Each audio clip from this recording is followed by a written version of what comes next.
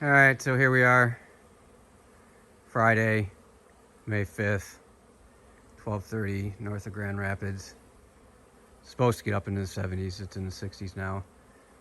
So the plan for today is the one on the left, the weak one, number 6. They're gonna get broke down into a single, gonna take away a deep. The medium on top is a shell for their feeder systems. I think all of them are gonna lose their feeder system except for maybe 6. And the rest, the double deeps, so 4, 1, 5, and 9 are going to get reversed. So they're living in the top box. They have a hard time recognizing to go down. Cramped in the top box could get them to swarm. So we're going to reverse them. We're going to force them to start working that top box. Again, they might lose their feed. I'm just taking a peek here. I just want to, so, you know, 5's busier than 9. Both have orientation flights. 1 in the middle, orientation flight to see pollen going in. 4.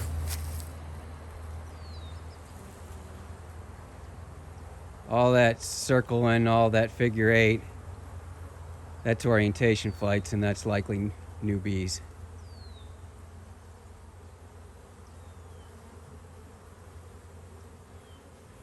There's not fighting at the entrance. I just saw 100 of them go in with no fighting, so I don't think it's robbing. We got good pollen going in on 6. So anyways, that's the plan, but like always with beekeeping, you can have a plan and then you get inside here and things change. So I'm gonna try and do some filming. I'm gonna try and do some editing. If you like just watching videos like I used to and still do, of just people beekeeping, no editing, all the good, the bad, the ugly, let me know. I can certainly do that, and it'd be easier than trying to edit these. So we'll see how it goes, and try and get some video for you. Oh, on 6 too, the wrap is coming off. 6 has a restricted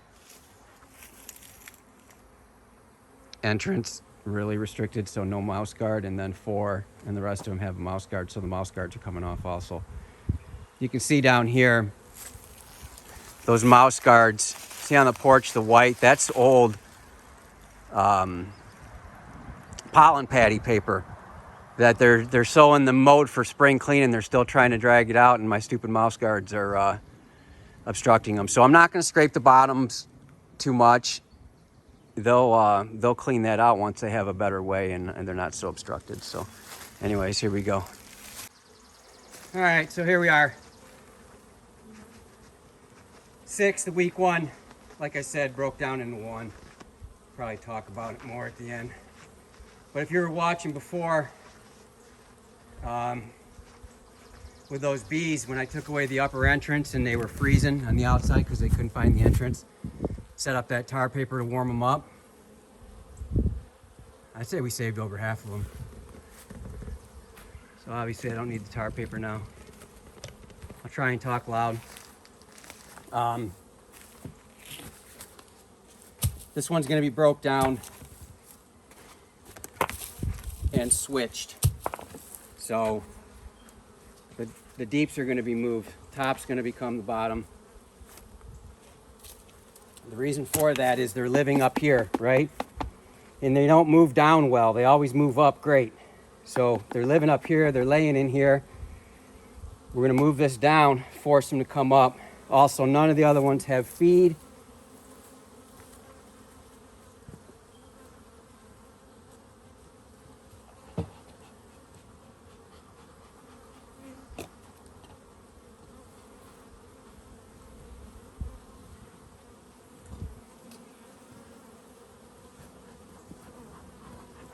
So I don't believe anybody's going to be getting any syrup today.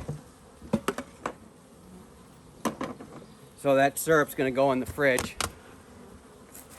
That's got the Hive Alive in it. I gave them some I have left over from last fall that was unrefrigerated at the beginning of the spring. With no issue. So if you know if you're you know anything about the fermenting and of sugar syrup, it can be a pain. It's tough to judge how much you want to make, especially if you're concerned about it spoiling on you. Well, I don't have that concern anymore. Got some ants up here, right? I see that on message boards all the time, concern of ants. These are not in the colony. These are on the outside. And they're not going to want to go in here.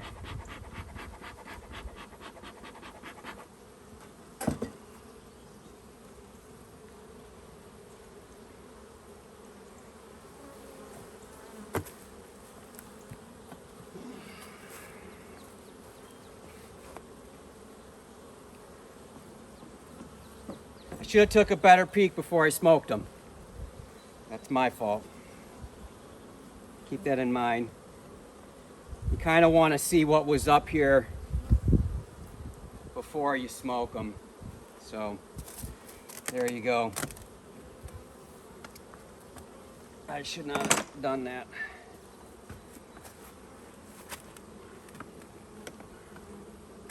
So now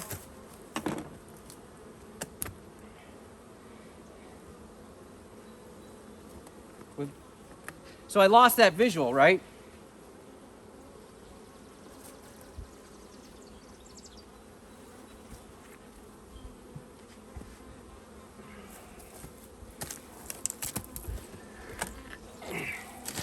They might already be living in the bottom box, but because I smoked them,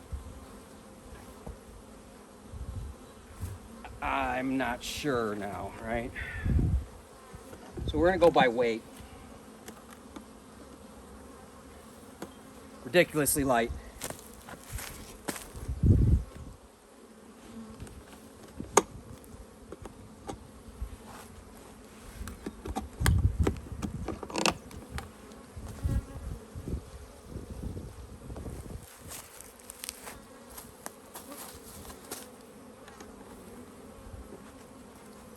Quint tool again. This is the only one I use screws on. I had a bright idea to use screws this year.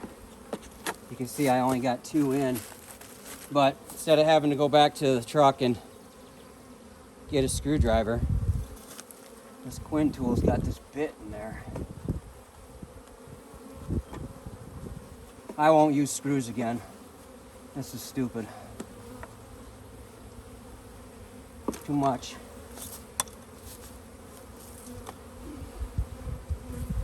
All right.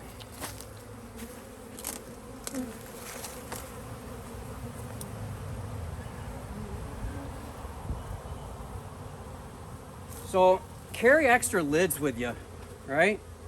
Because they're awesome. Instead of having to tip them, you can put them on crossways and you crush less bees instead of having to leave them on their side.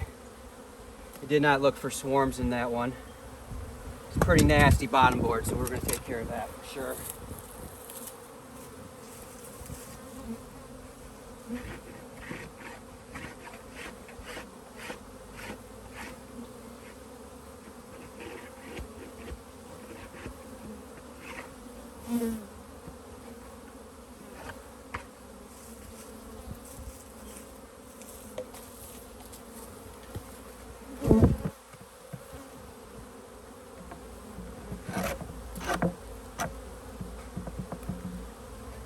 What we come here to do,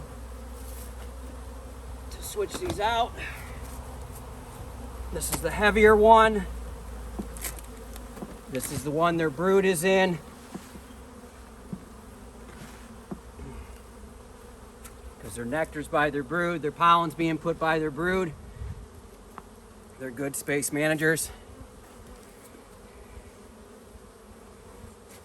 What did we forget to do? Yep. But I guess that's good news for you because you get to look.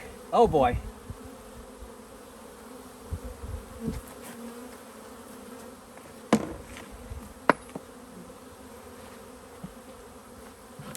Hopefully you can see that.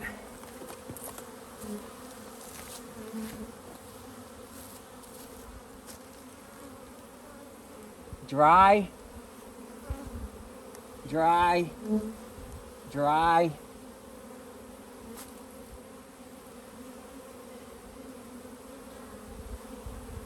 Just doing some practicing. This is the weak one from last year. This one had no indications of it swarming on me last year. This is 2 years winter. I guess it's worth repeating. I have no idea on the queen. All I know is I didn't buy a queen. I didn't give them a queen. And they didn't get any frames to make a new queen. They weren't in an issue of that. But could they have superseded? Sure.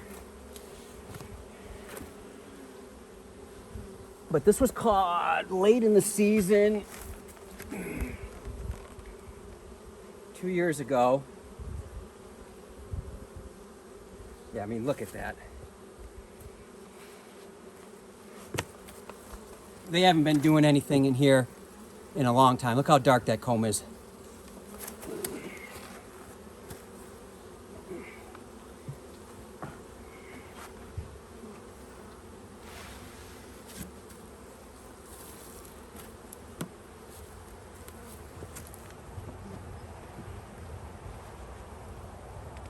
I will go through and re-shim and level these because I run so many starter strip frames. They have to be level left to right, and then I like a nice pitch towards the front so any moisture runs out. Although I don't do it as extreme in the summer as I do in the winter, I still do want it there.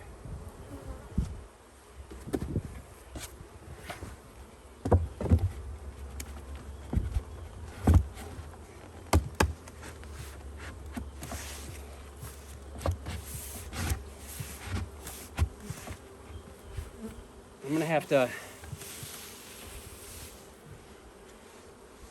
do something with these lids. The boxes are getting a little tight.